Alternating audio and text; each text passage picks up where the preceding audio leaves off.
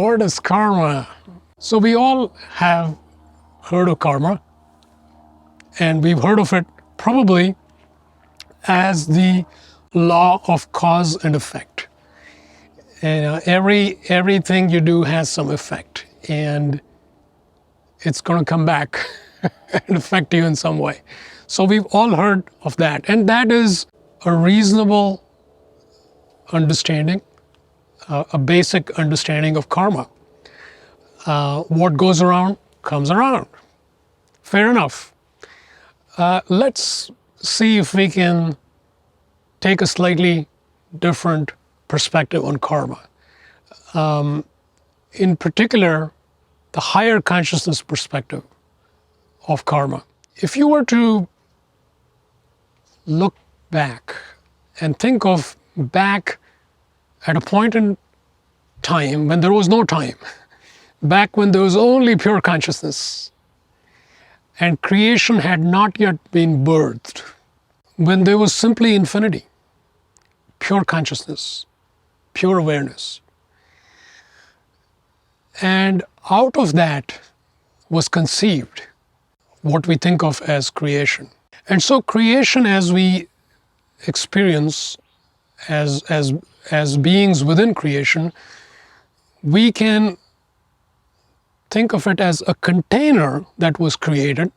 Out of infinity came this container, and that container was created such that somebody in that container can have meaningful experiences.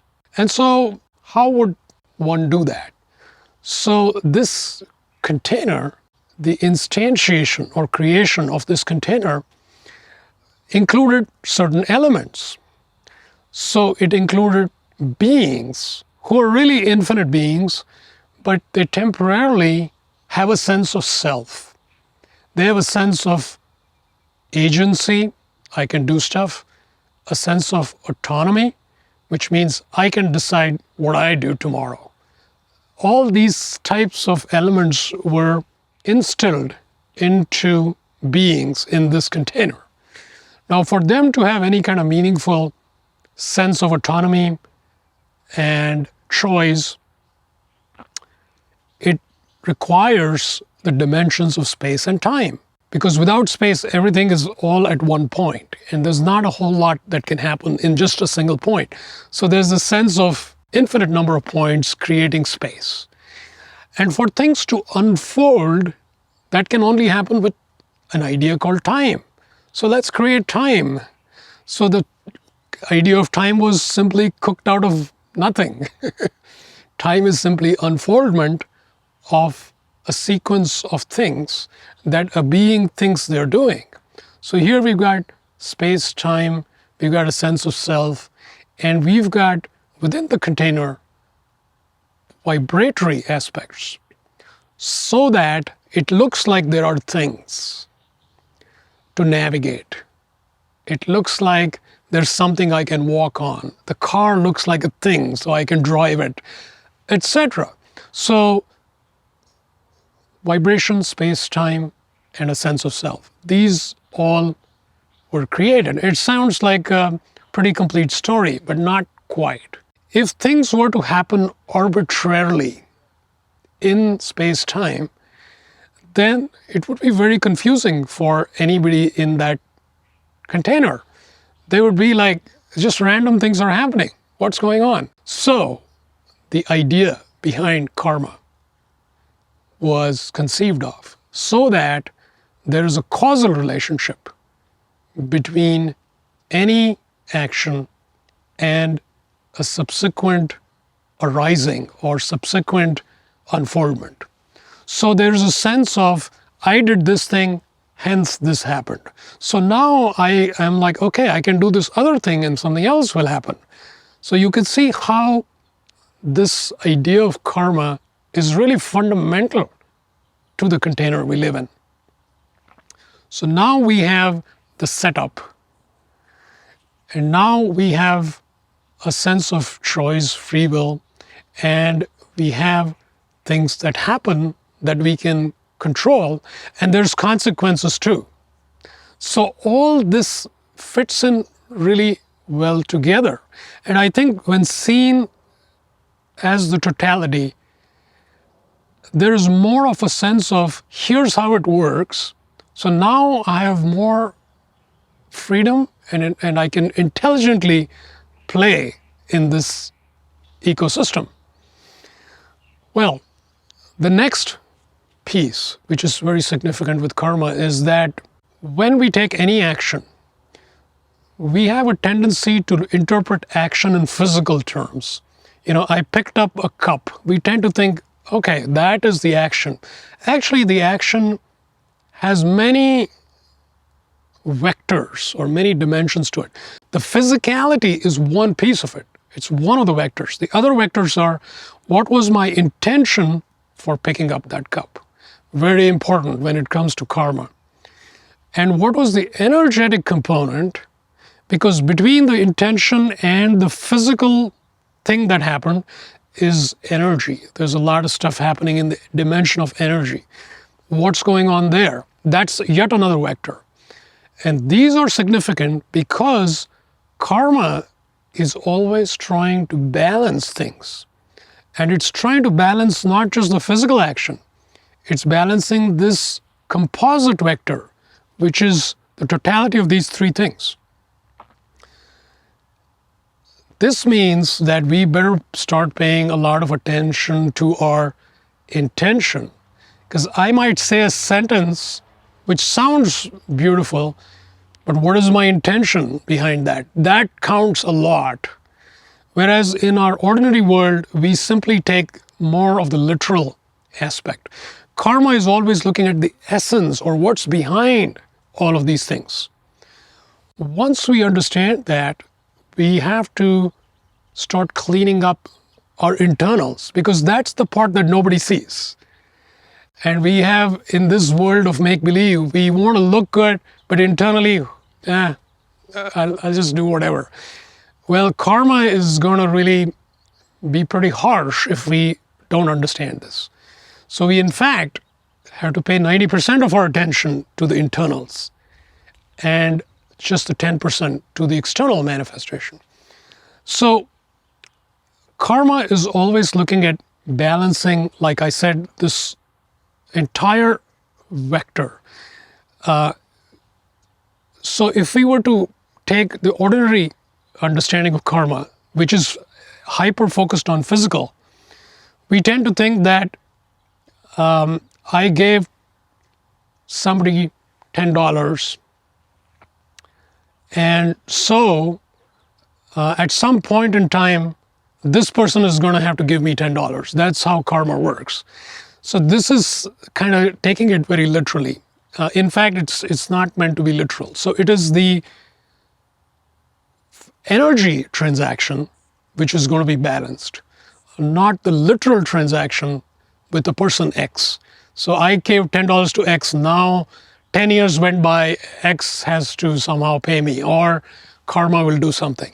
It's going to balance the overall transaction, which is way beyond the physical transaction. This is a significant understanding because we then don't have to worry too much about how things are going to come back. So there's a wave of energy from the past coming into the present. This wave of energy is the karmic rebalancing wave. And all of us have it. It's nothing to be scared of. But the beauty is that this wave can never control and dictate our level of consciousness. So at any given moment, you and I can choose our level of consciousness, can be at that level of consciousness, no matter what the past has been. So this freedom is our true freedom. Sometimes we think freedom is freedom for me to do whatever, say whatever, etc. The true freedom is this freedom to choose our level of consciousness. And in fact, this is the powerful choice we can make, because we don't need to be scared of this past looming wave of karma that's going to crash on me anytime. It's not like that, because by choosing to stay at a different, higher place in consciousness, the wave of karmic energy, as it collapses to an actual set of circumstances, is modulated in real time to take into account where you actually are. So it is highly optimal. In other words, regardless of what you did in the past, if it feels like you have already internalized the lesson that would come from a rebalancing, you already got it, then the energy does not need to impose upon you a set of circumstances which are harsh. You already got the point. So, to conserve energy, the collapse of that wave is going to be such that it will be much softer and gentler from our subjective vantage point, which is such wonderful news, if you ask me, because we don't have to be scared of this rebalancing energy. We can be a step ahead by proactively seeking growth, proactively seeking expansion of consciousness, proactively maintaining a higher baseline. If we do this, karma becomes our friend, because it's not out there to punish us. It's actually a partner in our growth. And this I want to underscore, because there's a punitive aspect that is commonly thought of in karma. And in fact, karma is a balancing force which is trying to help you grow. And once you understand these concepts of how karma or the rebalancing energy came to be, and how we can stay ahead of it, then we're already in great shape. There's one final point I want to make about karma. Karma is associated with you as a sense of self that is separate, seemingly separate from the infinite. And the entire thing is predicated on the fact that if you feel the sense of self is there, is solid, then it's able to attach to it. But as the sense of self dissolves, the karma is not able to get traction, to hang on to whose karma is this? Who is this guy? This guy is vanishing. As you start dissolving into infinite, the karma has no reference point to attach to associate to. So karma naturally is, you could say, the universe takes your karma and takes care of it, in other words. And we don't have to feel burdened with karma.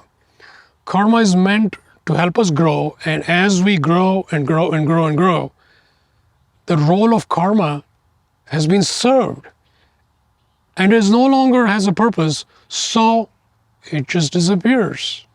So we never have to worry about some karma chasing us endlessly to the ends of the creation. Karma disappears. We disappear. All that is left is the one, is the infinite. And so, turns out at the end of the day, karma is a blessing. When you choose light, life becomes increasingly joyful, purposeful, and inspired. I invite you to join me to explore the realms of light, the infinite possibilities that light offers.